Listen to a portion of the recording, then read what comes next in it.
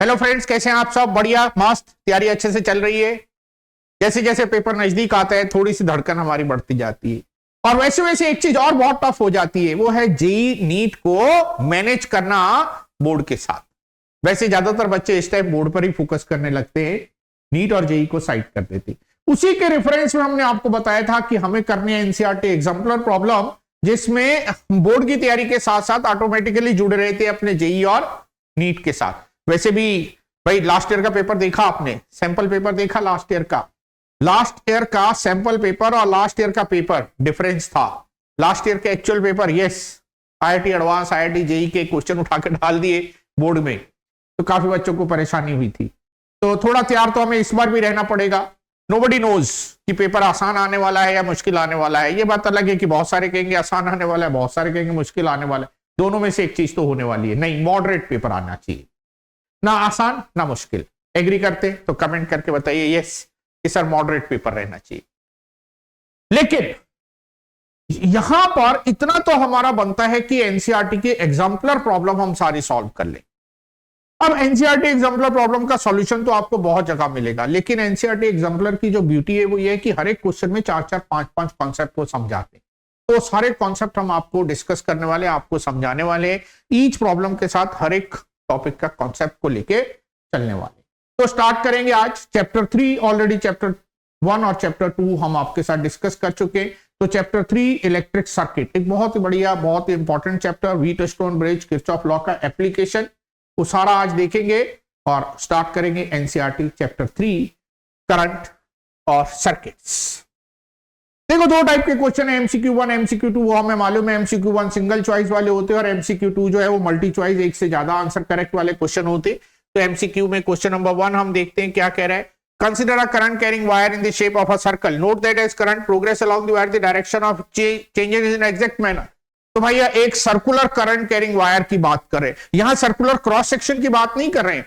यहां कह रहे हैं कि जो हमारी वायर है वो सर्कल की फॉर्म में है। ये सर्कल की फॉर्म में किसी भी वायर में करंट कब पास होगा?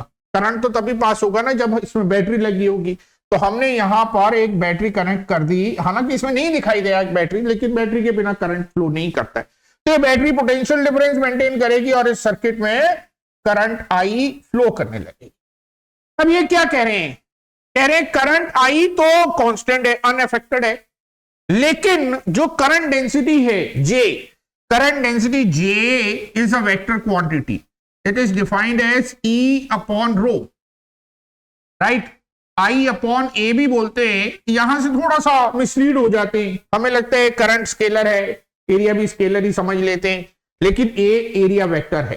तो अगर I अपॉन A की टर्म्स में देखोगे ना, तो फिर I जो है वो J डॉट A होता है। देखो, A के क्वेश्चन में करंट डेंसिटी का कॉन्सेप्ट आ गया, सर्किट में करंट का कॉन्सेप्ट आ गया। करंट स्केलर क्वांटिटी है, वायर के बैंड होने के साथ करंट में कोई चेंज होता नहीं है।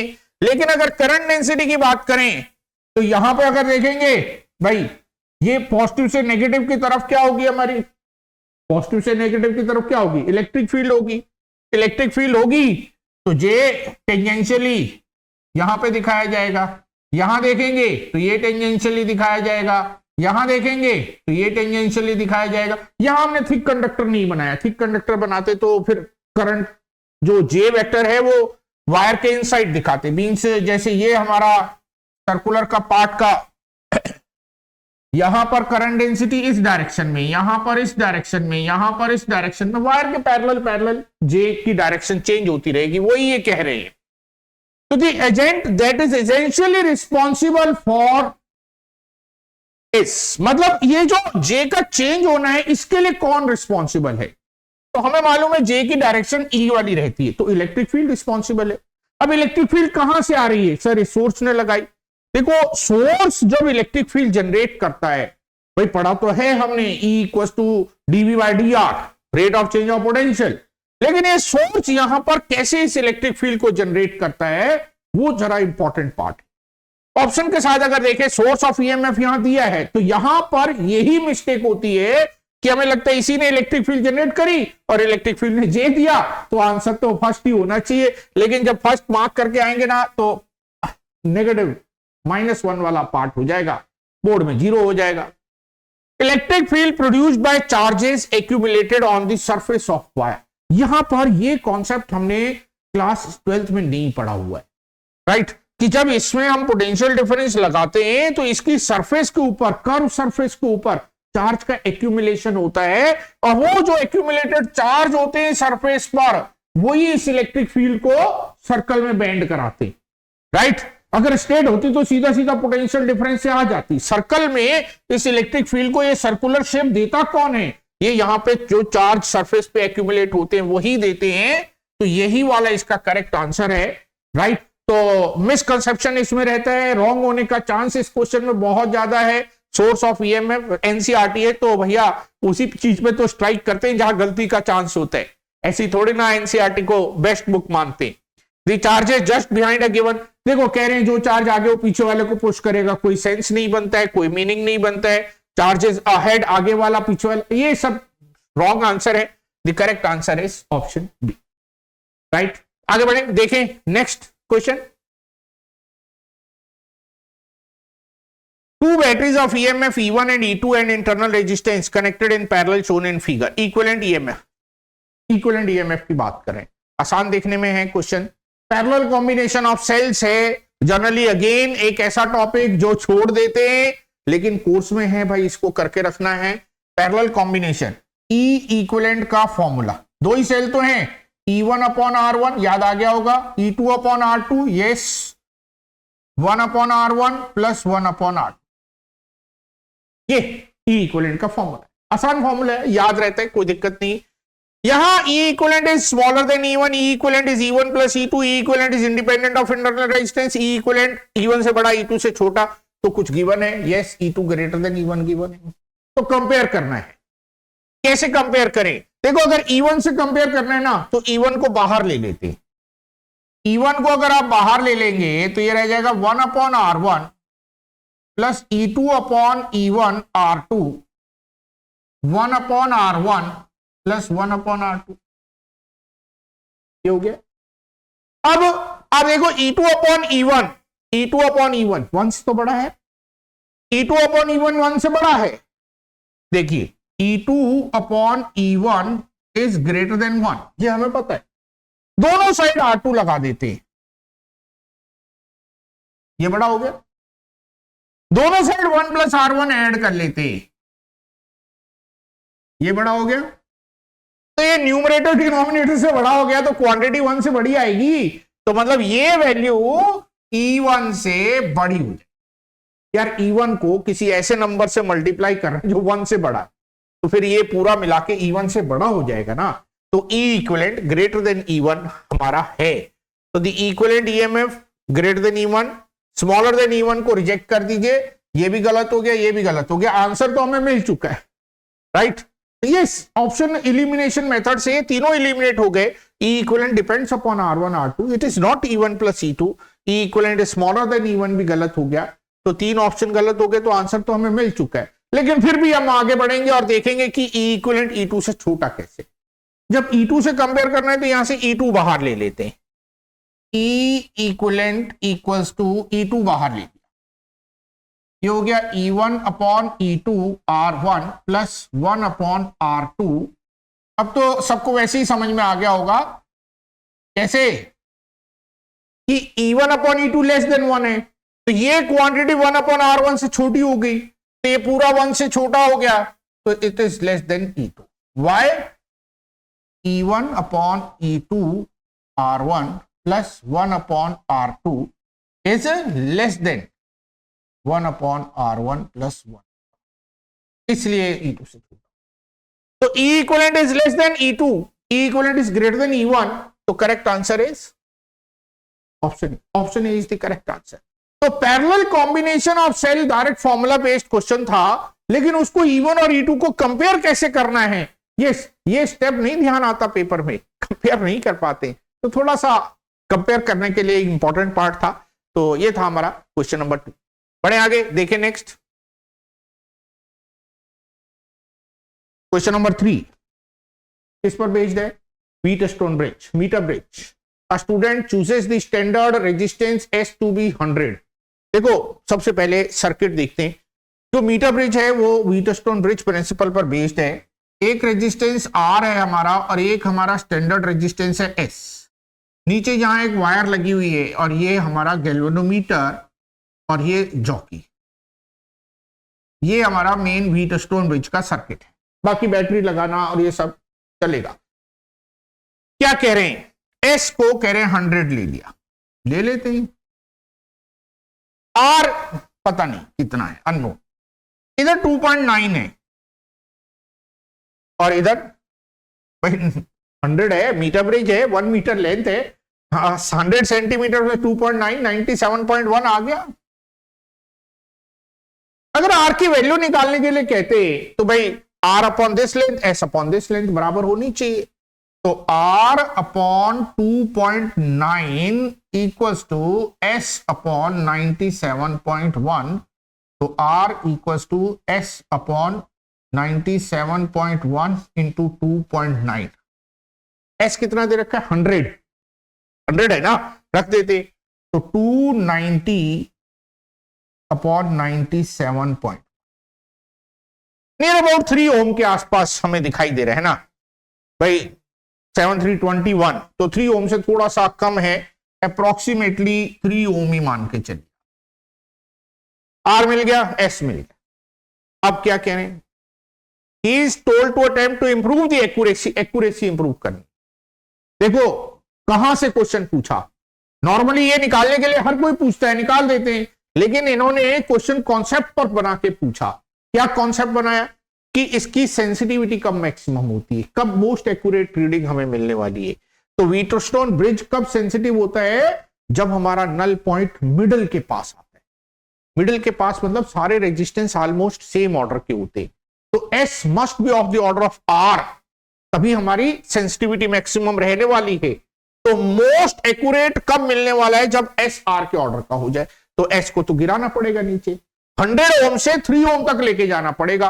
तो 100 ओम से 3 ओम तक लेके जाना पड़ेगा। It should measure L1 more accurately. Measurement तो एक्यूरेट करने ही पड़ेंगे, लेकिन सिंगल चॉइस है तो उसको अभी हम साइड में रखते हैं। He should change S to 1000। अरे एस और बड़ा कर दिया तो ये और इधर खिसक जाएगा, ये तो किसी हाल में हो ही नहीं सकता, इसको तो बिल्कुल भूल जाओ। He should change S to 3 ohm. Yes, R के इक्विवेलेंट अगर हम रखेंगे तब हमारी मैक्सिमम सेंसिटिविटी मिलेगी, और मैक्सिमम सेंसिटिविटी होगी तो एक्यूरेसी भी ज्यादा होगी, राइट। तो मोस्ट एक्यूरेट के लिए जो हमारा होना चाहिए वो S3 ओम के अराउंड हम अरेंज करके तब इस एक्सपेरिमेंट को रिपीट करेंगे, तब हमें बेटर रिजल्ट मिलेगा। यस, आसान क्वेश्चन है। 2 cells of EMF approximately 5 volt 10 volt are to be accurately compared using a potentiometer wire of length 400 centimeter। यहां लिखा हुआ है, ये हमारी पोटेंशियोमीटर वायर है AB। इसमें ना 2 सर्किट होते हैं, एक होते हैं ड्राइवर सर्किट, राइट। इसमें रियोस्टेट भी लगा लेते हैं, कोई प्रॉब्लम नहीं है, नहीं भी लगाएंगे तो कोई प्रॉब्लम, की जरूर लगाना, एनर्जी वेस्टेज से बचानी है तो की मस्ट है। यहां हम लगाते हैं उस सेल को जिसका ईएमएफ मेजर करना है, ये गैल्वेनोमीटर और ये जॉकी, इसको मेजर करना है। देखो इसके मेजरमेंट का प्रिंसिपल क्या है, यहां से जो पोटेंशियल डिफरेंस यहां आएगा वो इस ईएमएफ को बैलेंस करने का काम करता है, तब नल पॉइंट आता है। तो यहां जो ईएमएफ चाहिए वो इसके बराबर चाहिए, तो पूरी वायर का जो ईएमएफ है वो इससे तो बड़ा होना चाहिए। तो ये जो ड्राइवर बैटरी का ईएमएफ है ये हमेशा ई से बड़ा होना चाहिए, तभी हमारा काम बनेगा, नहीं तो नहीं। तो 2 cells EMF 510, 5 वोल्ट मेजर करना है, 10 वोल्ट मेजर करना है, तो 10 वोल्ट से बड़ा ये होना चाहिए, right. The battery that runs potentiometer should have voltage of 8 volt. गलत बात है, झूठ बोल रहे हैं, किसी हाल में नहीं हो सकता। 10 वोल्ट मेजर करने के लिए 10 वोल्ट से ज्यादा ही चाहिए, 8 वोल्ट से काम नहीं बनेगा। तो भाई इसे तो आप एलिमिनेट कर। The battery of potentiometer can have voltage of 15, yes, and are adjusted so that potential drop across the wire slightly exceeds 10 volt. Yes, true है, होना ही चाहिए। The first portion of 50 itself should have a potential of 10 volt. देखो 400 centimetre की बात हो रही है, 400 centimetre में से अगर 50 के अक्रॉस 10 वोल्ट आ जाएगा तो 10 10 10 10 40 वोल्ट हो जाएगा, मतलब एक्यूरेसी डाउन हो जाएगी, सेंसिटिविटी पुअर हो जाएगी। तो इसलिए ये अच्छा ऑप्शन नहीं रहेगा। Potentiometer usually use for comparing resistances and not voltage. ऐसा नहीं है, ईएमएफ मेजर करते हैं, ईएमएफ मेजर करने के बाद इंटरनल रेजिस्टेंस निकाल सकते हैं, रेजिस्टेंस कंपेयर कर सकते हैं, इनफैक्ट कैपेसिटेंस भी कंपेयर कर सकते हैं। ध्यान रखना, पोटेंशियोमीटर से कैपेसिटेंस, इंडक्टेंस, रेजिस्टेंस कुछ भी कंपेयर कर सकते, मेजर नहीं कर सकते। मेजर तो हमेशा ईएमएफ ही होगा। ईएमएफ को मेजर करके जो मर्जी कंपेयर करो, राइट। तो करेक्ट आंसर इज बी। तो B is the correct answer. Yes, बढ़े आगे, देखें एक और, देखते क्या कह रहे हैं। ये बोर्ड में आया हुआ इस तरह का क्वेश्चन बोर्ड में बहुत फ्रीक्वेंटली पूछते हैं, ज्यादा अच्छा क्वेश्चन है, आसान है, बोर्ड में ज्यादा पूछते हैं। A metal load of length 10 and rectangular cross section 1/2। भाई रेक्टेंगुलर क्रॉस सेक्शन है और लंबी सी लेंथ है, ये लंबी सी लेंथ है और ये रेक्टेंगुलर क्रॉस सेक्शन है, ऐसी रॉड है। Resistance are connected to a battery, the resistance will be maximum resistance की बात कर रहे हैं। तो रेजिस्टेंस होता है R equals to rho L upon A, ये तो पता ही है। तो लेंथ ज्यादा से ज्यादा, एरिया कम से कम, तो साफ दिखाई दे रहा है इसी रेक्टेंगुलर फेस के बीच में ही है। लेंथ ज्यादा से ज्यादा और एरिया कम, तो लेंथ पूरी लेनी चाहिए, एरिया कम लेना चाहिए। तो इस रेक्टेंगुलर फेसेस के बीच में बैटरी कनेक्ट करें तो इसका रेजिस्टेंस मैक्सिमम होने वाला है। So maximum when battery is connected across 1.5 phase, maximum when battery is connected across 10.5, right?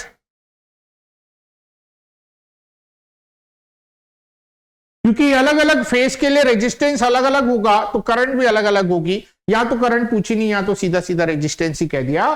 तो resistance will be maximum when battery connected between rectangular face and length of the conducting rod act as a length of resistance। तो आसान question था, A is the correct answer। Yes, देखिए ये एक ऐसा question जिसमें फिर अगेन मिस्टेक का बहुत चांस है। 2 मिनट के लिए पॉज करके आंसर करिए और फिर मिलाना कि ठीक है कि नहीं है, राइट। देखो हमें मालूम है कि जब किसी भी कंडक्टर में हम क्या लगाते हैं, बैटरी कनेक्ट कर देते हैं, तो इलेक्ट्रॉन के रैंडम मोशन के ऊपर एक मोशन सुपर इंपोज हो जाता है। रैंडमनेस खत्म नहीं होती है। अगर ये इलेक्ट्रॉन है, ये रैंडमली चल रहा है, ये इस तरह से रैंडमली कभी इधर कभी उधर, इसी रैंडम मोशन के साथ एक मोशन सुपर इंपोज हो जाता है। ये इस तरह से मोशन करते करते आगे बढ़ने लगता है। तो जो आगे बढ़ने की स्पीड है वो ड्रिफ्ट स्पीड है। ड्रिफ्ट स्पीड टेम्परेचर के साथ डाउन होती है, हम सारा कुछ आपको बता रहे हैं। ड्रिफ्ट स्पीड टेम्परेचर बढ़ाने से कम होती है। क्यों? क्योंकि उसकी थर्मल वेलोसिटी बढ़ जाती है, कॉलिजन जल्दी जल्दी होने लगते हैं, तो ड्रिफ्ट स्पीड कम हो जाती है। तो इसीलिए हम यहां कंफ्यूज होते हैं थर्मल वेलोसिटी के साथ, राइट। इसीलिए कंफ्यूज होते हैं थर्मल वेलोसिटी के साथ कि भाई थर्मल वेलोसिटी बढ़ेगी तो क्या होगा, ड्रिफ्ट स्पीड कम हो जाएगी। थर्मल वेलोसिटी बढ़ेगी तो ड्रिफ्ट स्पीड क्या हो जाएगी, कम हो जाएगी।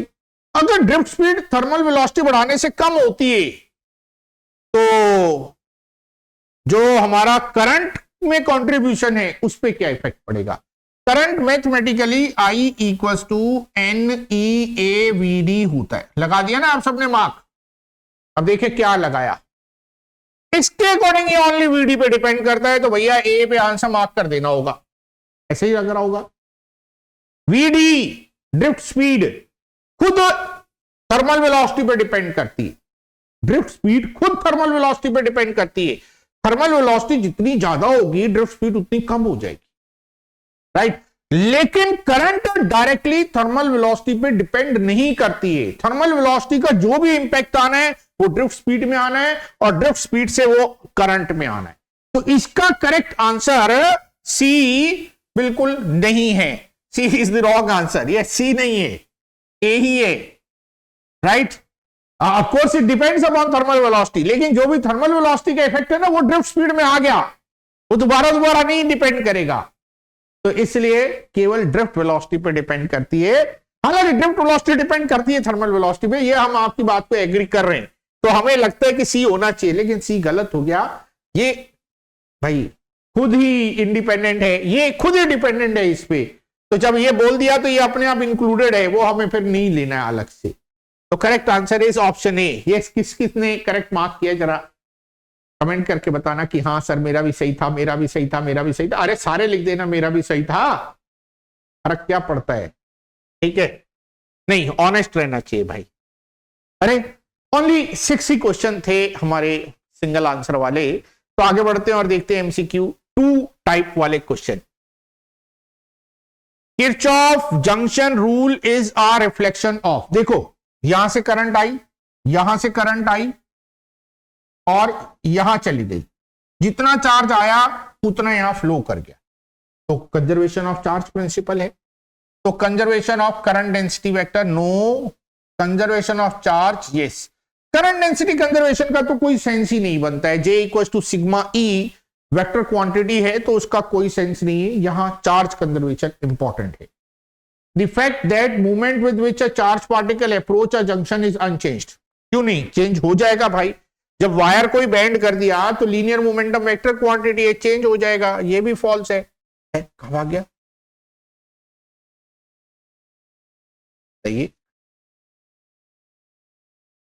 ये भी, अरे ये तो अगले आ गए, ये भी फॉल्स है। ए और सी दोनों का। डी देखते, the fact that there is no accumulation of charge, देखो ना यहां से चार्ज आया, यहां से आया, सारा इधर चला गया, तो यहां तो कुछ एक्यूमुलेट होगा भी नहीं। अगर यहां कुछ एक्यूमुलेट हो जाता तो फिर आगे बराबर थोड़ी ना जाता। तो yes, this one is also true.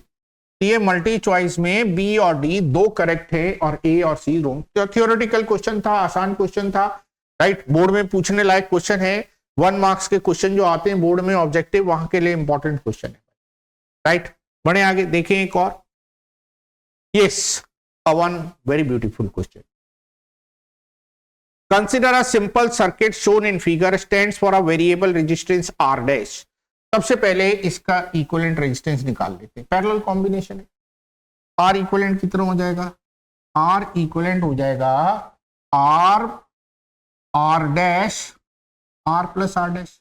ये तो सबको पता है ना, पैरेलल कॉम्बिनेशन में 1 upon R equivalent equal to 1 upon R1 plus 1 upon R2 लगाते हैं, एलसीएम ले लेते हैं और सिंप्लीफाई कर लेते, तो आर ई कितना हो गया, R dash upon right R plus R dash.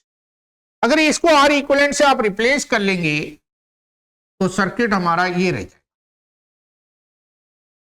Are equal, ये आर, ये वी। करंट लिख सकते हैं, यस सर। कितनी हो जाएगी current, I equal to V upon R plus R, ये हो गया। Potential drop across AB is nearly constant as R dash is varied. देखते हैं, सबसे पहले इसे ध्यान से देखते हैं। R E R upon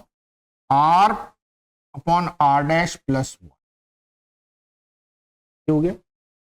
R dash can vary from R naught to infinity, where R naught is very very greater than capital R. R naught is very very greater than capital R, implies R dash is very very greater than R.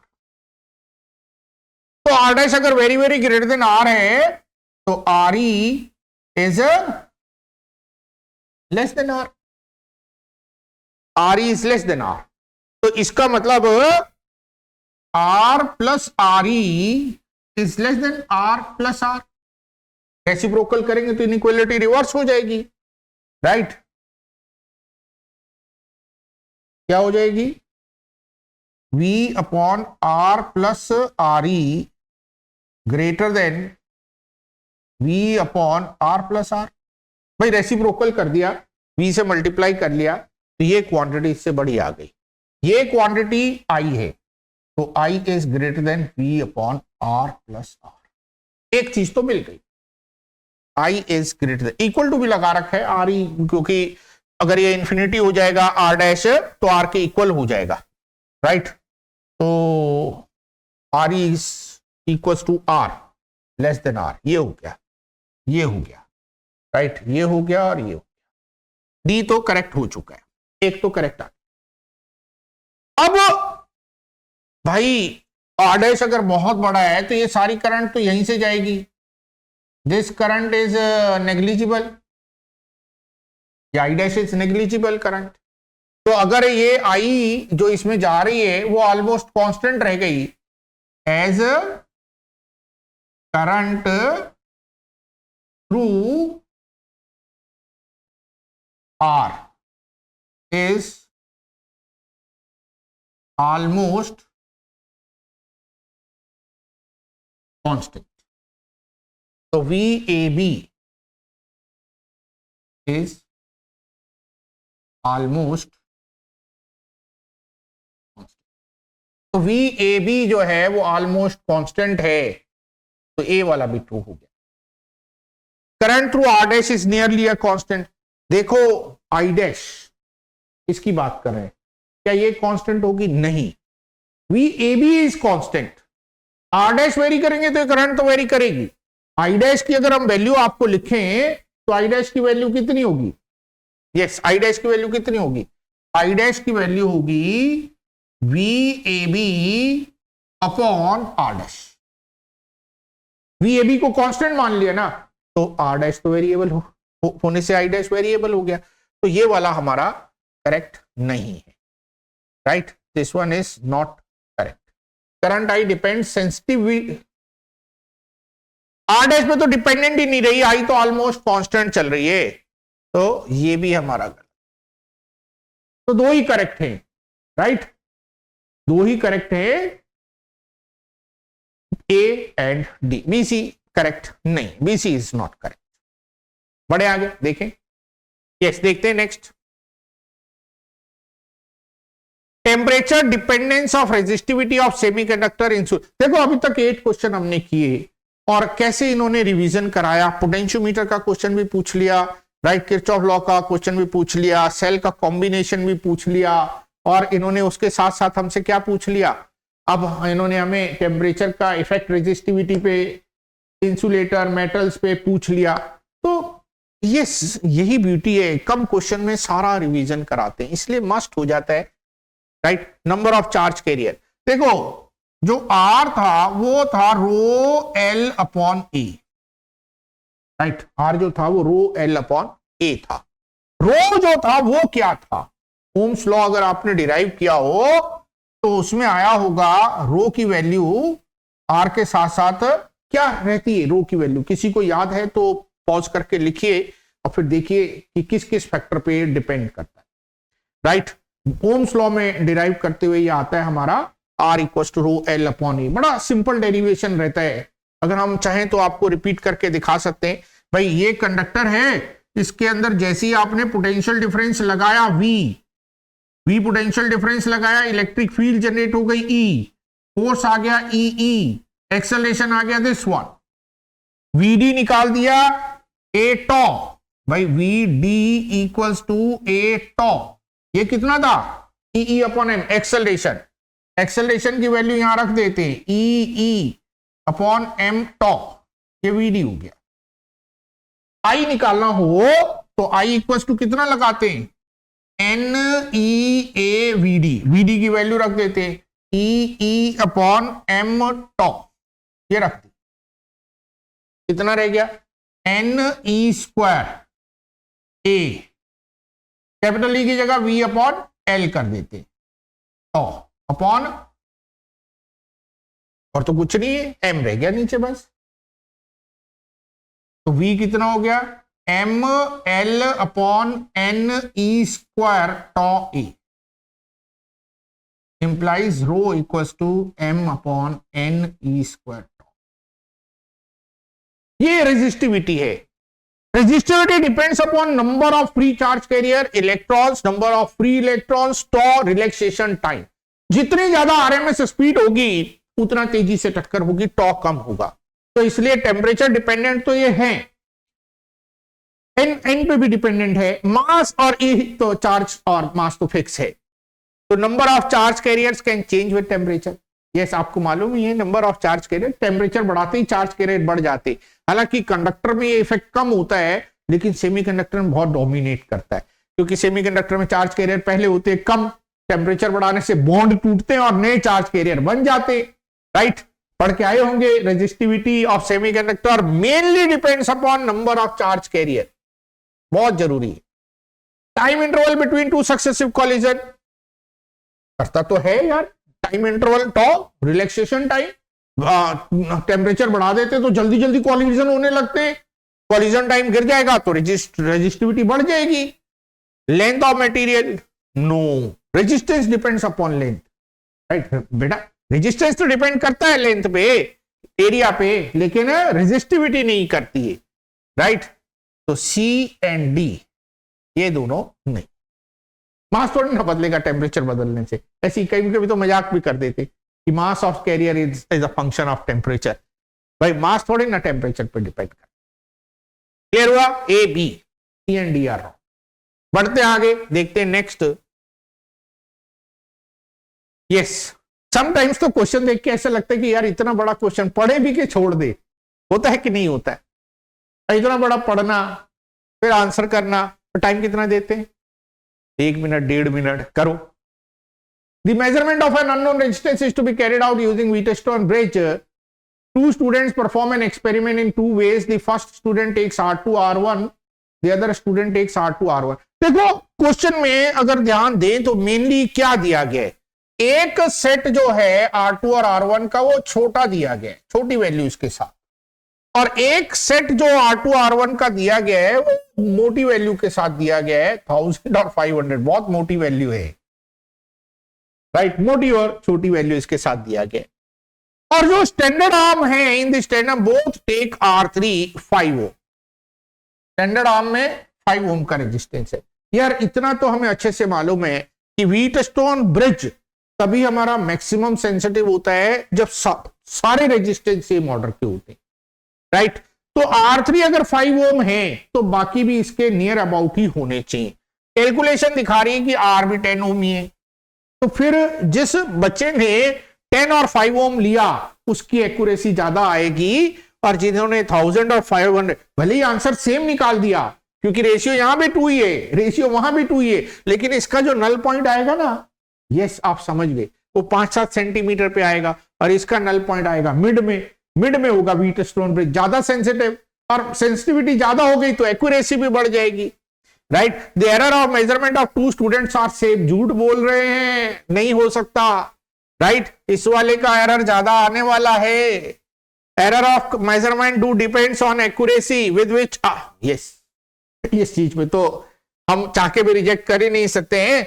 जो R2 R1 आप major कर रहे हैं, अगर वही inaccurate major कर लेंगे तो सारी एक्यूरेसी बदल जाएगी, क्योंकि R डिपेंड करता है R2 R1 पे, तो B तो होना चाहिए।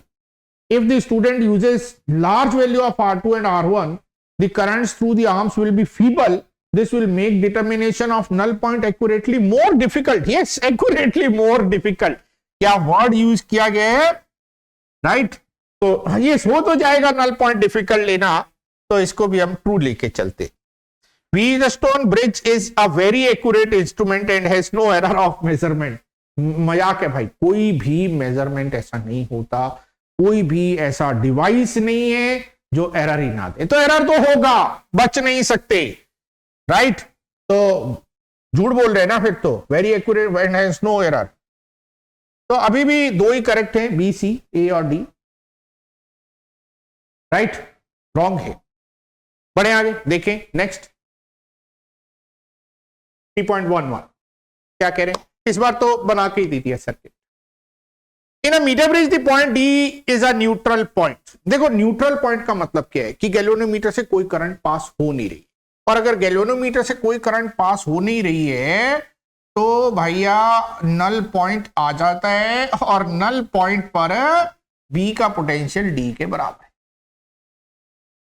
अब जो सबसे सिंपल एनालिसिस है ना वो यही है कि यहां का पोटेंशियल अगर बड़ा हो गया तो इधर से करंट इधर जाने लगेगी, और यहां का पोटेंशियल बड़ा हो गया तो इधर से इधर आने लगेगी। अब ए सी वायर इन्होंने बोली है, ये ए सी वायर है पूरी, ए सी, इसके नीचे सेल लगा हुआ है, राइट, की लगी हुई है। ए से सी की तरफ जाते हुए पोटेंशियल क्या हो रहा है, डिक्रीज हो रहा है। ए का पोटेंशियल मैक्सिमम है, ए से सी की तरफ जा रहे हैं तो पोटेंशियल डिक्रीज हो रहा है, ये तो पता है सबको। ये डी पॉइंट है, तो जब डी के लेफ्ट में आएगा तो डी से पोटेंशियल ज्यादा होगा कि ग्रेटर होगा? When the jockey contains a point on the wire D left of D. अच्छा, पहला में देखें, the meter bridge can have no other neutral point. Yes, neutral point एक ही हो सकता है क्योंकि न्यूट्रल पॉइंट में R upon L1 must be equal to S upon 100 minus L, एक ही हो सकता है। तो फर्स्ट वाला तो हमारा बिल्कुल करेक्ट। सेकेंड वाले की बात करनी है हमें, देख रहे हैं सेकेंड वाला, when the jockey contains a point on the meter wire left of D. D के लेफ्ट में, डी के लेफ्ट में ये पॉइंट हो गया जी, D1 हो गया, तो VD1 is greater then VD, is VD और VB तो बराबर थे, VD और VB क्या थे? बराबर थे भाई, तो VB से बड़ा हो गया। तो यहां अगर D1 का बड़ा हो जाएगा तो यहां से करंट इधर को जाएगी। When the jockey contact a point on meter wire left of D, current flows to B from the wire. Wire से B की तरफ जाएगी। Yes, true statement हो गया। When the jockey contact a point on the meter wire to the right of D, D के right में D2, VD2 is less than VD, तो current certainly B से इधर को आना शुरू होगा, बी से D2 की तरफ जाएगा, right? B to the wire through galvanometer, ये भी ट्रू है। When R is increased, neutral point shift to the left. भाई जितना ये बड़ा होगा उतना ये रेजिस्टेंस बड़ा होगा, उतना ये बड़ा होगा तो उतनी लेंथ ज्यादा होगी, तो शिफ्ट टू द राइट होना चाहिए। यहां कह रहे हैं शिफ्ट टू द लेफ्ट, ये गलत है, राइट? तो तीन ऑप्शन करेक्ट हैं, A, B and C. D is the wrong answer. ठीक, बढ़े आगे, देखें नेक्स्ट।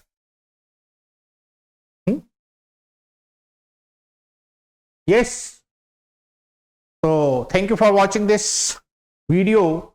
और एनसीईआरटी एग्जाम्पलर सीरीज आपको मालूम है एक बहुत ही इंपॉर्टेंट सीरीज है जो हमारे बोर्ड को भी फोकस करते हुए काम करती है, और उसके साथ साथ इसके जो इनडायरेक्ट इफेक्ट है ना वो बहुत बढ़िया है। और वो इफेक्ट क्या है वो आपको मालूम है अच्छे से कि ना चाहते हुए भी जेईई मेंस और नीट की तैयारी हमारी साथ में बनी रहेगी। बोर्ड के टाइम पर वो तैयारी हमारी मिस नहीं होगी, राइट? तो होपफुली आपने सेशन एंजॉय किया होगा, तो इसको लाइक कीजिए, शेयर कीजिए और ज्यादा से ज्यादा दोस्तों में फैलाइए। जैसे यस, फैलाने से मार्क्स कम नहीं होते भाई, फैलाने से मार्क्स बढ़ते हैं। जितना आप कंपटीशन बढ़ाते हो उतने आपके मार्क्स बढ़ते हैं, क्योंकि आप उस कंपटीशन के लिए तैयार रहते हो। ठीक, तो अगर दूसरों को मालूम ही नहीं तो बात नहीं बनती है। तो ज्यादा से ज्यादा एनसीईआरटी के एग्जाम्पलर आपको सॉल्व करने हैं। हालांकि देखो एनसीईआरटी एग्जाम्पलर्स के सॉल्यूशन बहुत जगह मिल जाते हैं, लेकिन इनके सॉल्यूशन में जो मेन है कॉन्सेप्चुअल पॉइंट्स वो सारे हम आपको सिखा रहे हैं, वो सारे आपको सीखने हैं। तो लाइक एंड शेयर, सब्सक्राइब कीजिए। मिलते हैं फिर अगले वीडियो में, तब तक के लिए बाय बाय एंड